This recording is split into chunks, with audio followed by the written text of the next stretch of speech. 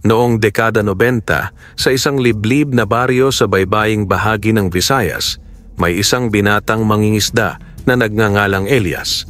Isa siyang ulilang lumaki sa pangangalaga ng kanyang lola Talia, isang matandang herbolaryo at mananahi na kilala sa buong baryo. Bata pa lamang si Elias nang mamatay ang kanyang mga magulang sa isang sakunang pandagat. Simula noon, naging responsibilidad niya ang sarili nilang kabuhayan. Hindi marangya ang buhay ni Elias. Araw-araw ay maaga siyang gumigising upang itulak ang kanyang bangkang gawa sa pinagtagpi-tagping kahoy. Nasa 22 taong gulang na siya noon. Matipuno, kayumanggi ang balat, at may matang tila laging naghahanap ng sagot sa misteryo ng dagat. Sa kabila ng hirap, masayahin si Elias at malapit sa mga kabataan sa kanilang baryo. Ngunit sa likod ng kanyang ngiti ay ang tahimik na dasal na sana'y isang araw magkaroon siya ng kapalarang masigit sa kahirapang kinasanayan niya. Isang umaga ng tag-init, habang tumatawid ang araw mula sa silangan, lumarga si Elias sa laot. Bitbit niya ang kanyang sirang lambat na ilang ulit ng tinahi ni Lola Talia. Alam niyang hindi sapat ang gamit niya, pero sanay na siya sa diskarte. Umaasa siyang kahit kaunting huli lang ay sapat ng ibenta sa palengke. Habang naglalayag, napansin ni Elias ang kakaibang katahimikan ng paligid. Ang dagat, bagamat maalinsangan, ay tila walang galaw, walang alon, walang isda sa ilalim ng bangka. Tila ba isang malaking salamin ng tubig at siya lamang ang tao sa mundo. Bigla, isang liwanag ang sumilay sa ilalim ng kanyang bangka. Maliit sa una, pero unti-unting lumalaki. Napakunot noo si Elias. Ano kaya yon? Dahan-dahan siyang yumuko at sumilip sa tubig. Doon niya nakita ang isang kakaibang nilalang, isang isda na kulay pilak, ngunit kumikislap na tila gintong hinuhulma sa ilalim ng araw. Malaki ito, mas malaki pa sa mga karaniwang isdang nahuhuli niya. Ngunit ang higit na nakakagulat ay ang tila mga itlog na kumikislap sa tabi nito. Hindi ito pangkaraniwang isda, bulong ni Elias. Pinagmasdan niya ito ng ilang minuto. Nang sinubukan niyang ibaba ang lambat, biglang lumangoy palayo ang isda at nawala sa liwanag. Iniling ni Elias ang kanyang ulo. Siguro gutom lang ako, sabi niya sa sarili. Tinuloy niya ang pangingisda, ngunit wala siyang nahuli buong araw. Uuwi na sana siya nang bigla niyang nakita muli ang liwanag. Ngunit ngayon, mas malapit at mas malinaw. Ang isda ay tila hindi natatakot sa kanya. Umiikot-ikot ito sa bangka at sa bawat pag-ikot nito, may mga bilog na bagay na lumulubog at umaahon sa ibabaw ng tubig. Mga itlog na tila gawa sa purong ginto. Pinakiramdaman ni Elias ang sarili. Hindi siya natatakot, ngunit punong-puno siya ng pagtataka. Dahan-dahan niyang inilubog ang kamay sa tubig. At isa sa mga itlog ay kusang lumapit sa kanya at tumama sa kanyang palad. Mabigat, matigas at maliwanag. Itinaas niya ito sa sinag ng araw at nangilabot siya. Ginto ito, bulong niya. Tunay na ginto. Agad siyang napaupo sa bangka, tila nabigla sa bigat ng natuklasan. Kung totoo ngang nangingitlog ng ginto ang isdang iyon, posibleng mabago ang takbo ng kanyang buhay. Hindi lang siya basta mangingisda, maaari siyang maging mayaman. Ngunit kasabay ng saya ay ang takot. Bakit may isdang nangingitlog ng ginto? At bakit siya ang piniling ipakita nito? Habang pinagmamasdan niya ang itlog ng ginto sa kanyang palad, muling lumangoy palapit sa kanya ang isda. Tumingin ito sa kanya. Gamit ang dalawang matang tila may pag-unawa. Hindi ito bastang hayop lang, tila may talinong pantao.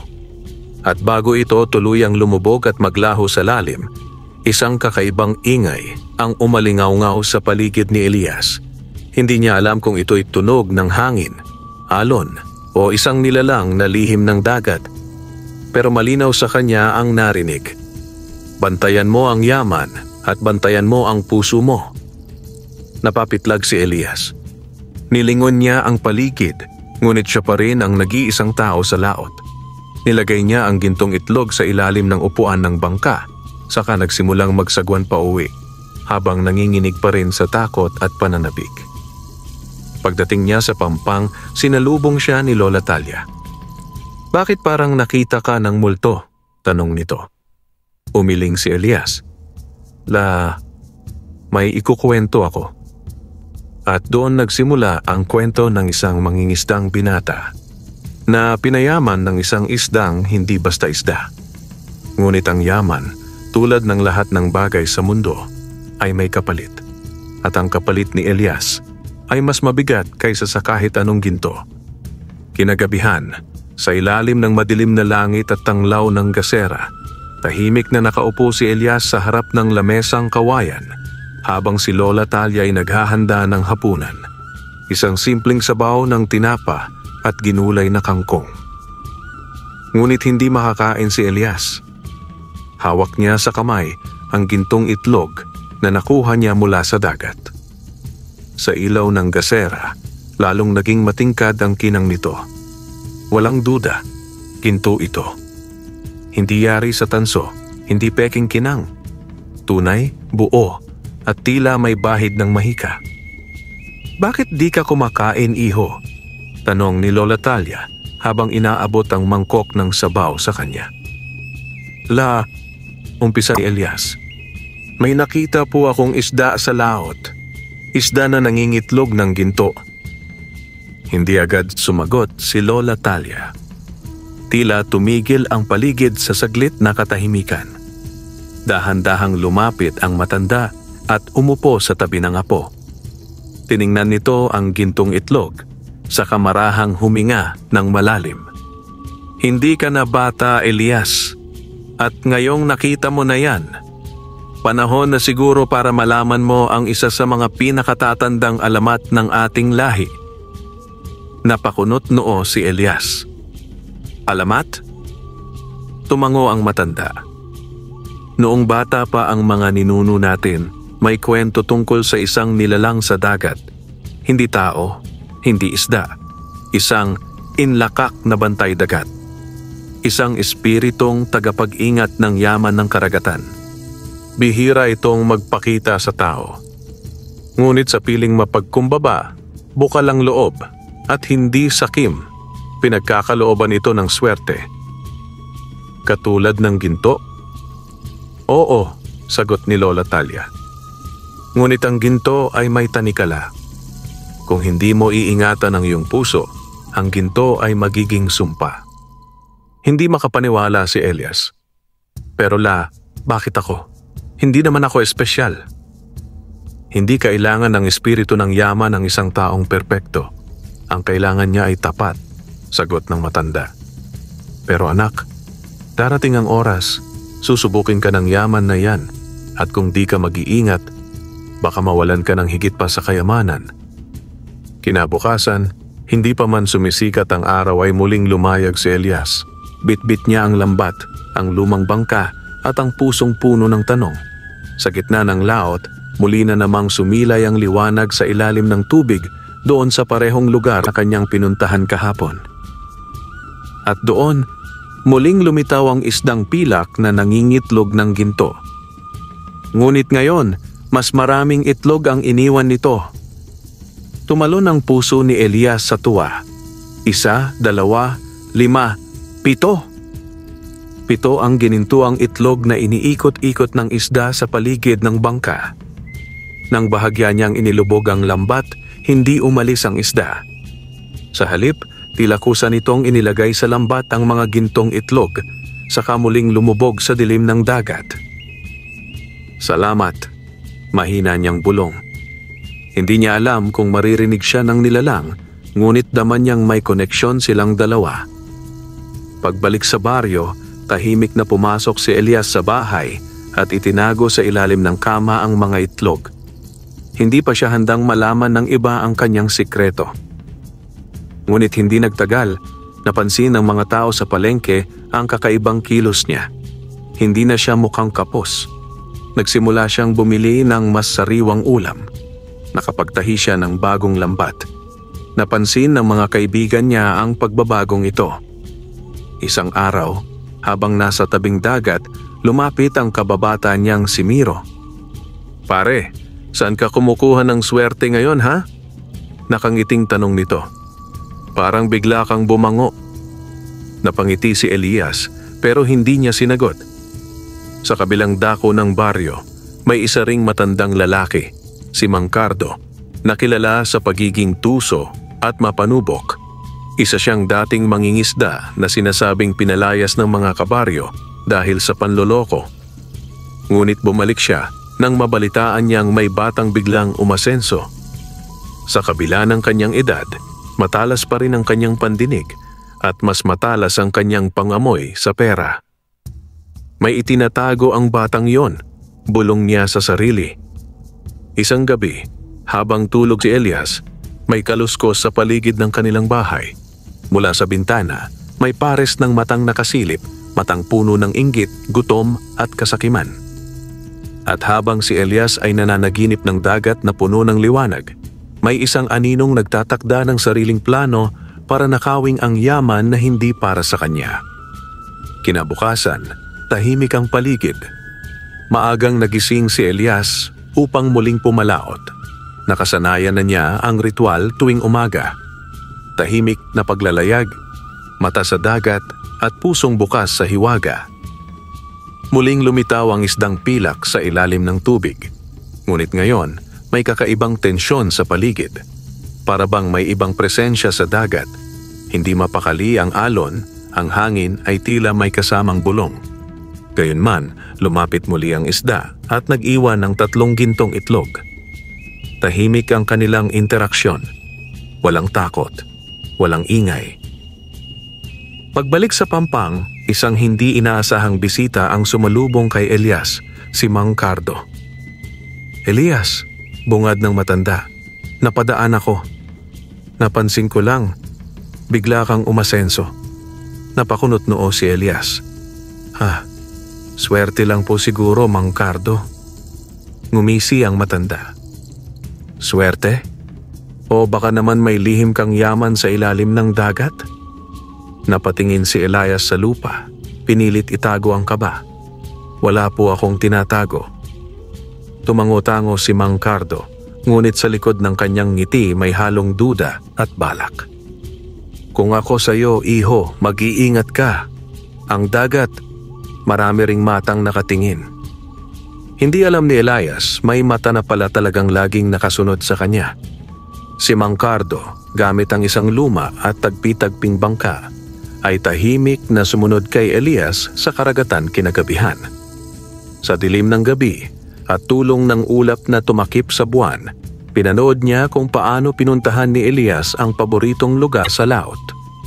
Nakita niya ang mahiwagang liwanag sa ilalim ng tubig.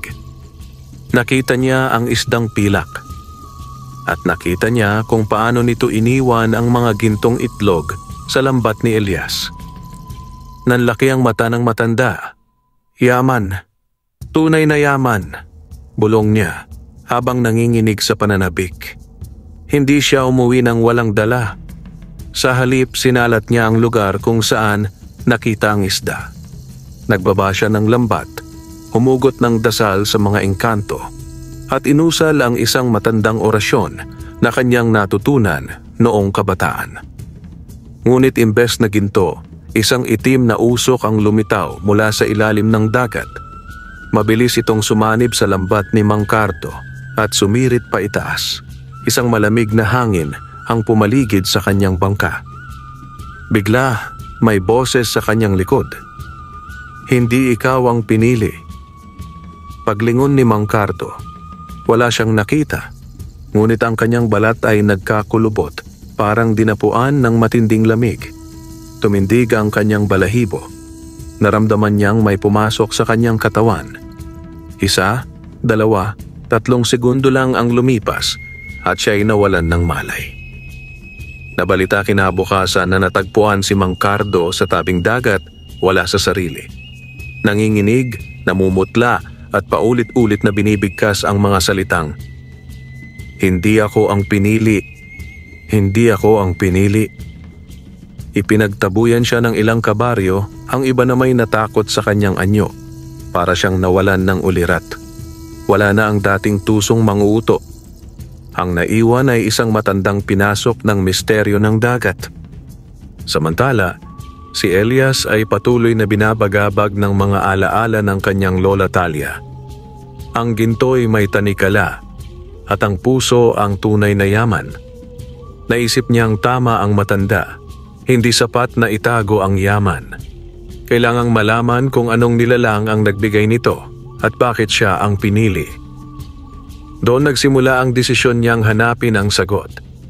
Sa tulong ng isang matandang mangingisda na si Kasiming, isang dating albularyo ng dagat, ipinasya ni Elias na hanapin ang pinagmulan ng isdang pilak.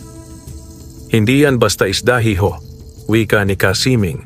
Yan ang tinatawag sa alamat na paniginto, espiritong ginawang anyong isda, tagapag-ingat ng gintong kaluluwa ng dagat.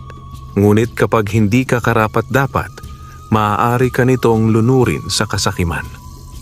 Sa susunod na kabanata, susundan natin si Elias sa paglalakbay sa pinakailalim ng misteryo, ang pinagmulan ng paniginto, ang mga nilalang na lumilitaw kapag gabi sa karagatan, at ang posibilidad na ang kanyang yaman ay hindi lamang biyaya, kundi simula ng isang mas malaking laban.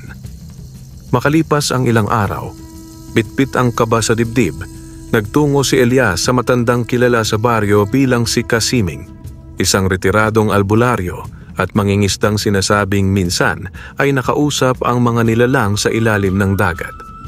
Ang bahay ni Kasiming ay nasa pinakadulo ng baryo, malapit sa isang sirang pantalan na hindi na dinadaanan ng mga bangka. Napapaligiran ito ng punong mangrove at tinabunan na ng damo ang dating daan. Ang sinumang dumadaan dito ay nagdadalawang isip sapagkat may mga sabi-sabing may mga espiritong nagbabantay sa paligid. "Kasiming?" tawag ni Elias habang marahang kumakatok sa pintuang gawa sa kawayan. Isang ungol ang lumabas mula sa loob, kasunod ang matinis na boses ng matanda. "Kung ang puso mo'y busilak, pumasok ka. Kung ang hangarin mo'y ginto lamang, umalis ka na." Napalunok si Elias, saka maingat na binuksan ang pinto. Amoy insenso ang paligid. May mga nakasabit na anting-anting sa kisame, mga balat ng ahas, dahon ng banaba, lumang krusipyo, at mga butong pinaniniwalaang galing pa sa sinaunang panahon. Sa gitna ng silid, nakaupo sa isang banig si Kasiming, nakapikit ngunit halatang gising. "Alam ko kung bakit ka narito, Elias," mahinang sambit ng matanda. "Nakipagkasundo ka sa paniginto?" Nanlaki ang mga mata ni Elias. "Hindi po ako nakipagkasundo. Basta na lang siyang lumilitaw sa bangka ko at nagiiwan ng mga gintong itlog." "Yan mismo ang kasunduan," bulong ni Kasiming. "Hindi mo kailangang magsalita. Kapag tinanggap mo na ang unang ginto, sinilyuhan mo na ang ugnayan ninyong dalawa." Ayon kay Kasiming, ang paniginto ay isang dating diwata ng dagat na isinumpa ng mga batala dahil sa sobrang pagkahumaling sa material na kayamanan. Dahil sa kasakiman nito, isinumpa siyang maging isdang pilak, naglalakbay sa dagat upang maghanap ng mga taong may busilak na hangarin para pagbigyan ng ginto. Ngunit sa likod ng ginto ay nakatali ang kanyang kaluluwa, at sino mang tumanggap nito nang may kasinungalingan sa puso ay ibinabaon niya sa ilalim ng dagat. "Hindi ka pa huli," saad ni Kasiming, "pero kailangan mong magdesisyon. Ibalik ang ginto o yakapin ang kapalarang hindi mo kayang takasan." Natahimik si Elias. Isang bahagi ng kanyang isip ay gustong itago ang kayamanan, mabuhay ng marangya at iwaksi ang misteryo. Ngunit may bahagi rin sa kanyang puso ang nagsasabing kailangan niyang tuklasin ang katotohanan, sapagkat ramdam niya ang ginto ay hindi simpleng kayamanan, kundi isang susi sa mas malalim na lihim. Sa gabing iyon, naglayag si Elias dala ang desisyon. ibalik ang mga gintong itlog sa dagat. Pinuntahan niya ang paboritong lugar ng isdang pilak, ang tahimik na bahagi ng karagatan kung saan tila laging may liwanag sa ilalim. Tahimik ang gabi, walang alon, walang ihip ng hangin. Hinulog niya ang lambat kasabay ng mga gintong itlog. Kung hindi ako ang karapat-dapat, tanggapin niyo ang aking pasya, anya. Ayokong maging kasangkapan ng kasakiman. Ngunit sa halip na bumalik ang isda, isang maitim na aninong unti-unting sumibol mula sa ilalim. Isa itong anyong babae, may buhok na umaalon tulad ng alon sa dagat at mga matang kulay pilak. Pinili kita dahil ikaw lamang ang hindi humingi ng ginto, ngunit tinanggap mo ito. Nagkatinginan sila. Isa kang salamin ng aking dating sarili, dagdag pa ng nilalang. Anong ibig mong sabihin? Ako'y dating tulad mo, isang binatang walang-wala hanggang sa pinangarap ko ang sobra. Ngayon, ako'y bilanggo ng dagat. Ngunit sa iyo, baka may pag-asa akong mapalaya. Naglahad ng hamon ng diwata. Sa ilalim ng dagat, may templo ng mga nawawalang kaluluwa. Nandoon ang puso ng sumpa. Kung makakaya mong dalhin ito sa pampang, mapapalaya mo ako. Ngunit, kung ikaw ay madadala ng kasakiman, ikaw ang magiging susunod kong kapalit. Nanginginig si Elias sa takot. Ngunit kasabay noon, dama rin niya ang lakas na hindi niya maipaliwanag. Galing ito sa kanyang puso mula sa mga aral ng kanyang lola Talia at mula sa paniniwalang hindi lahat ng yaman ay dapat angkinin. Kailan? Tanong ni Elias. Bukas ng gabi, dala mo ang sagradong bato mula kay Kasiming at panalangin hindi sarili lang ang iniisip. Gabi ng itinakdang pagsubok, tahimik ang buong baryo. Walang alingas-ngas, tanging kaluskos ng mga dahon at hampas ng alon sa batuhan ang maririnig.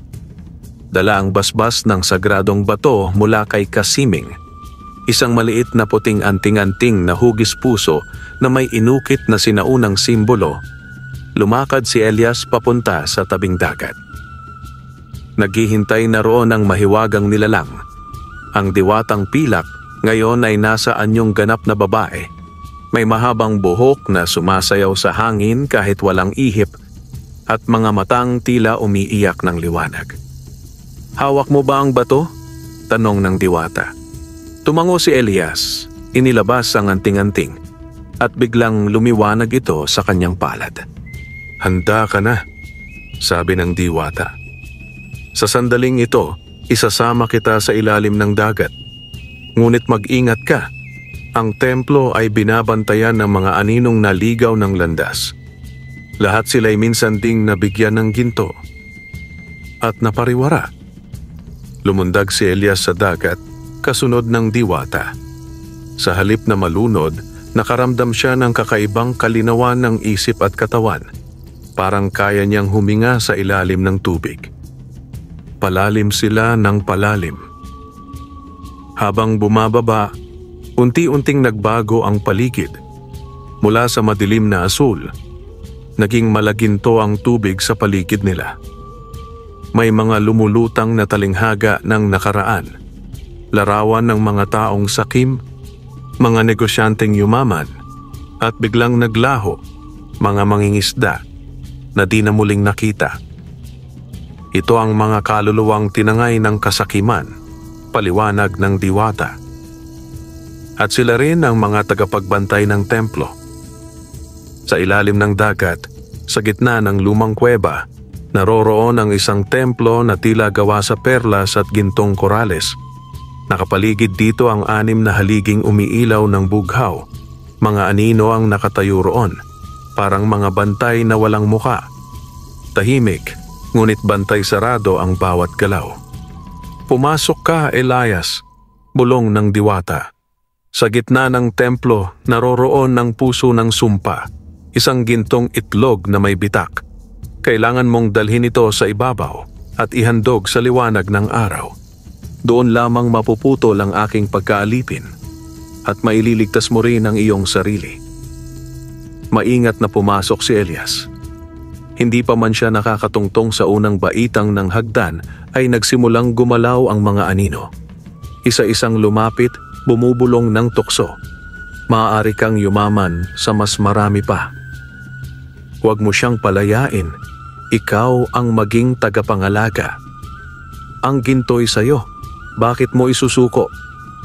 Mabigat sa dibdib, tila binabalot ng kadiliman ng kanyang isipan. Ngunit hinigpitan niya ang hawak sa sagradong bato. Sa paghawak niya rito, lumakas ang liwanag at isa-isang umurong ang mga anino. Pumasok siya sa gitna ng templo. Naroroon ang gintong itlog, nakapatong sa isang batong altar. Ang itlog ay may bitak at mula rito ay lumalabas ang mahinang sinag ng kulay pilak. Nang hawakan niya ito, biglang yumanig ang buong templo. Habang papalabas, nagsimulang gumalaw ang buong istruktura. Umiikot ang paligid. Ang mga anino'y muling sumusunod. Isang anino ang tumalon kay Elias. Tinangka siyang agawin mula sa diwata. Ngunit sa huling saglit, isang sigaw ang lumabas mula sa diwata. Ilabas mo na, araw ang kailangan. Gamit ang lahat ng lakas, sinikap ni Elias na sumagwan pataas sa gitna ng malalakas na puwersa. Masakit sa katawan, parang pinupunit ang kaluluwa niya. Ngunit sa wakas, sumabog ang liwanag. Tumama ang unang sinag ng araw sa gintong itlog. Sa isang iglap, nabasag ito at naglaho ang lahat ng anino sa ilalim ng dagat. Kasabay ng liwanag, narinig niya ang sigaw ng diwata. Salamat. Elias. Nang magkamalay si Elias, nasa pampang na siya. Hawak niya ang sagradong bato, ngunit wala na ang itlog. Sa halip, may naiwan sa kanyang palad, isang pilak na isdang tila yari sa kristal. Ilang araw lang kumalat sa baryo ang balita. Nawala na ang mahiwagang isda. Si Elias, bagamat hindi na yumaman ng sobra, ay unti-unting naging sagana sa huli ng isda. Lumaki ang kanyang bangka, dumami ang kanyang mga tauhan. Ngunit ang pinakamahalaga, marami siyang natulungang mangingisda sa baryo. At ang pilak na isda? Nakasabit ito sa harap ng kanyang bangka bilang paalala. Ang tunay na kayamanan ay hindi nasusukat sa ginto, kundi sa paninindigan ng puso. Pagkalipas ng ilang linggo mula nang mawala ang mahiwagang isda at mabasag ang gintong itlog sa ilalim ng dagat, naging maayos at payapa ang pamumuhay ni Elias. Sa halip na angkinin ng lahat ng biyaya, ibinahagi niya ito sa kanyang mga kasamang mangingisda. Nagpatayo siya ng palengke para sa mga isda, isang imbakan para sa mga kagamitan, at silungan para sa mga batang ulila ng baryo. Ang dating payak na binata, ngayoy iginagalang at iniidolo. Ngunit habang dumarami ang mga nagmamahal sa kanya, nagsisimula rin ang pagkabuhay ng mga matang mapanlait. Mga matang puno ng inggit at pagnanasa sa tagumpay na kanyang natamo. Isang araw, isang marangyang bangka ang dumaong sa tabing dagat. Nakasakay dito si Don Mariano, isang mayamang negosyanteng kilala sa mga karatig baryo bilang gahaman sa yaman at lupa. Kasama niya ang kanyang mga tauhan at isang albularyo mula sa kabundukan ng San Rafael, si Mang Usyong, matandang payat na may daladalang baston na may palamuti ng buto ng hayop. Lumapit sila kay Elias at nagpakilalang nais mamuhunan sa kanyang lumalagong kabuhayan. Balita ko'y ikaw na raw ang hari ng dagat sa bahaging ito, iho, ani Don Mariano. Baka naman pwedeng makibahagi sa tagumpay mo. Bibigyan kita ng malaking puhunan. Kapalit lang ay ikukwento mo sa akin kung paano mo nakuha ang gintong isda. Hindi sumagot si Elias agad. Ramdam niyang may ibang layunin ng lalaki. Lihim siyang nangamba, lalo na nang tumitig sa kanya si Mang Usyong. Tila binabasa ang kanyang kaluluwa. Ang kayamanang mula sa kalikasan ay hindi para ibenta, sagot ni Elias. Ito'y biyaya. Hindi dapat gawing negosyo ang mahiwaga. Ngumisi si Don Mariano. Kung ayaw mo, marunong kaming maghanap ng ibang paraan. Umalis silang dalawa na may ngiting may bahid ng banta. Simula noon, nagsimula nang may mangyaring kakaiba sa baryo. Biglang nagkakasakit ang ilang mangingisdang tinulungan ni Elias. Ang kanyang bangkang panliban ay nasunog sa gitna ng gabi at ang mga lambat ay natagpuang napupunit. Muling bumisita si Elias kay Kasiming, ang matandang tagapagbantay ng sagradong kaalaman. "May puwersang bumabalik, anak," sabi nito. "Ang anino ng kasakiman na napatalsik mo noon ay muling binubuhay ng isang makapangyarihang manggagaway. Si Usyong, dating tagapangalaga ng isang sinumpang kuweba sa bundok. Kapag nabuksan niya ang isa pang itlog ng ginto, maaaring bumalik ang dilim. Ngunit nawasak na ang itlog," giit ni Elias. "Oo, ngunit may isa pa. Isang itlog na hindi kailanman na ipanganak mula sa mahiwagang isda. Isa itong larawang hindi ginto, kundi itim na pilak. Ang itlog ng kasamaan." Sa isang lihim na ritual sa gilid ng kabundukan, nag-alay ng hayop si Mang Usyong. Kasama si Don Mariano, tinawag niya ang espiritu ng dagat at dagim, gamit ang buto ng isdang pilak na ninakaw nila sa isang bangkay ng lumubog na mangingisda. "Ibalik mo ang kayamanang itinago mula sa amin. Ibaba mo ang sumpa sa tumangging magbahagi," sigaw ng matandang albularyo. Mula sa lumang palayok na may apoy, biglang tumayo ang isang imahe. Isang hugis isdang gawa sa itim na ulap, lumulutang sa gitna ng hangin. Sumagot ito, "Kapalit ng kayamanan ay ang buong baryo. Ihandog ninyo sa akin si Elias." Nagkatinginan sina Don Mariano at Mang Usyong. Isang ngiting mapanganib ang gumuhit sa kanilang mga labi. Sa tulong ni Kasiming, nakatanggap si Elias ng huling babala. Sa susunod na kabilugan ng buwan, darating ang dilim. Dapat kang handa. Gamitin mo ang huling biyayang iniwan sa iyo ng diwatang pilak, ang salitang panangga, ang dasal ng dagat. Tinawag ni Elias ang mga batang kanyang tinulungan, ang matatandang mangingisda, at lahat ng naniwala sa kanya. "Hindi ito laban ko lang," wika niya. "Ito'y laban ng lahat ng nilalang na kumakain ng biyaya ng dagat. Kapag nanalo ang kasakiman, ang dagat ay mamamatay." Ang gabing inaabangan ay dumating. Ang kabilugan ng buwan na nagdadala ng kakaibang enerhiya sa kalikasan. Tahimik ang baryo ni Elias, ngunit sa ilalim ng katahimikan ay naroroon ang tensyon at kaba. Naramdaman ng mga tao ang pagbabago ng hangin. Humalimuyak ang dagat ng amoy na parang pinaghalong asupre at nabubulok na isda. Mula sa dalampasigan, tinipon ni Elias ang mga matatapang na mangingisdang kanyang tinulungan noon. Suot ang mga anting-anting na ibinigay ni Kasiming at bitbit ang mga dasal na tinuro ng matanda. Pumwesto sila sa harap ng baryo, sa pagitan ng dagat at ng kagubatan. Bandang hating gabi, dumating ang bangkang pinamumunuan ni Don Mariano. Kasama si Mang Usyong, nakatayo siya sa unahan ng bangka, hawak ang bastong pilak. Ang mga tauhan nila'y may bitbit na itim na ilawan na nagsisindi ng asul na apoy. Sa likuran nila, sumusunod ang isang bagay na hindi dapat umiiral, ang itim na itlog ng dagat. Hindi ito ordinaryong itlog. Isa itong nilalang na hugis itlog na babalot ng usok at may mata sa gitna. Lumulutang ito sa ere habang umuungol ng tunog na parang umiiyak na hayop.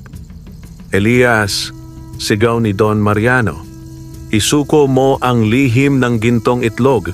Sa ganitong paraan lamang magiging masagana ang mundo." Humakbang si Elias, matay matatag. Ang kasakiman ay hindi kailanman magiging daan sa kasaganaan. Kayamanan lamang para sa ilan ang gusto ninyo, hindi para sa lahat. Itinaas ni Mang Usyong ang kanyang baston. Biglang kumulog kahit walang ulap. Tumindig ang alon at mula sa dagat ay lumitaw ang anino ng mga nilalang na parang isda na may mukha ng tao, mga nilikha ng kadiliman, nilikha ng itlog ng kasamaan. Mabilis na gumalaw ang mga ito papunta sa baryo, subalit binasbasan ni Elias ang hangin ng dasal ng dagat. O batala ng tubig, o diwata ng hangin, iligtas mo kami sa galit ng kasakiman. Ibalik sa tubig ang purong kalooban. Sumilakbo ang isang liwanag mula sa dagat. Mula sa liwanag ay lumitaw ang anyo ng dating mahiwagang isda. Ngayon ay espiritu ng gintong tubig. Umiikot ito sa ibabaw ng dagat at pinipigilan ang mga nilalang ni Usyong. Habang tumitindi ang labanan, umangat ang itim na itlog. Naglabas ito ng tunog na kayang basagin ang pandinig ng kahit sino. Isa-isang natumba ang ilang mga kasama ni Elias. Hinugot ni Elias ang huling regalong iniwan sa kanya ni Kasiming, isang puting kabibe na may sulat ng sinaunang wika. Binasa niya ito habang lumalapit sa itim na itlog. Kung ikaw ay galing sa dilim, ibalik ka sa kawalan. Kung ikaw ay isinilang sa kasinungalingan, sa katotohanan kay matutunaw. Pumutok ang kabibe. Lumabas ang bughaw na liwanag at direktang tumama sa itim na itlog. War! Isang sigaw ng nilalang sa loob nito ang yumanig sa paligid. Sumabog ang itlog sa ere. Kasabay nito nawalan ng malay si Elias. Nagkagulo ang mga tauhan ni Don Mariano. Muling lumubog sa dagat ang mga halimaw. Si Mang Usyong ay napaluhod, dumugo ang ilong at nabulag sa kanyang dalawang mata. Si Don Mariano, sa gitna ng takot, ay lumuhod sa buhangin at sumigaw. Bakit siya? Bakit hindi ako? Biglang may malakas na alon na humampas sa pampang. Tinangay si Don Mariano papunta sa gitna ng dagat. Wala na siyang muling nakita pa. Nagising si Elias kinabukasan, nasa gitna ng kanyang mga kabarangay. Ligtas sila lahat. Tahimik ang dagat at ang hangin ay may bango ng sariwang hamog. Sa tabi niya, may iniwang bagay ang espiritu ng mahiwagang isda. Isang huling gintong itlog, maliit, ngunit kumikislap. Hindi ito para sa kanya. Ito ay para sa baryo.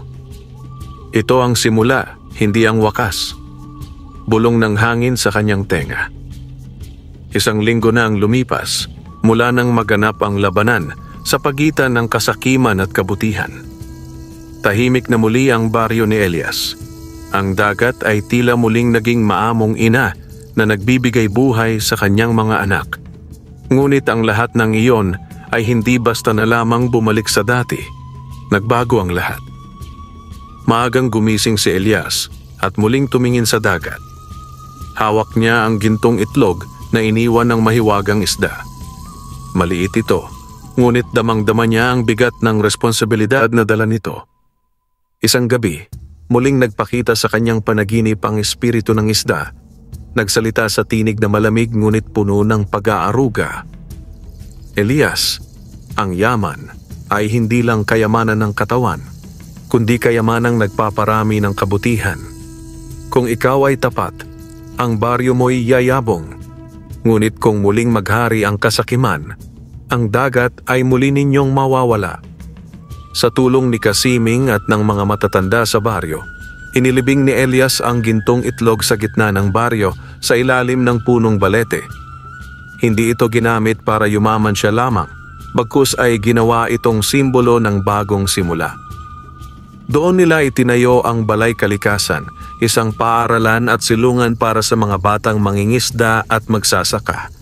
Tinuruan sila ng wastong pangingisda, pangangalaga sa kalikasan at tunay na kahulugan ng pagkakaisa. Lumipas ang buwan at unti-unting sumagana ang baryo. Hindi lang sa isda kundi sa bunga ng lupa. Umusbong ang mga tanim, dumami ang mga hayop at ang mga turista'y nagsimulang bumisita. Ngunit nanatiling simple ang pamumuhay ni Elias. Isang umaga, habang si Elias ay nasa laot na mag-isa, may biglang lumangoy sa tabi ng kanyang bangka. Isang isda na kumikislap sa araw, ang bagong henerasyon ng mahiwagang nilalang. Walang salita, ngunit ang mata nito ay puno ng pasasalamat. Lumubog ito sa ilalim ng dagat. Mula roon, ilang bulan ng liwanag ang lumitaw, saka ito tuluyang naglaho. Napangiti si Elias. Sa wakas, napatunayan niyang may gantimpala ang pagtitiwala, sakripisyo at pagmamahal sa kalikasan. Lumipas ang maraming taon. Namatay si Elias sa payapang pagtulog. Matanda na't maputi ang buhok. Ngunit sa bawat kwento ng mga bata sa baryo, palaging may bahagi ang kanyang pangalan. Si Elias, ang mangingisdang hindi naging sakim, ang binigyan ng isdang nangingitlog ng ginto. Ngunit higit sa kayamanan, ang iniwan niya ay aral. At sa bawat kabilugan ng buwan, sinasabing may ilaw na umaalon sa gitna ng dagat. Isa itong paalala sa lahat, na sa tamang puso ang kayamanang tunay ay hindi kailanman mawawala. Wakas,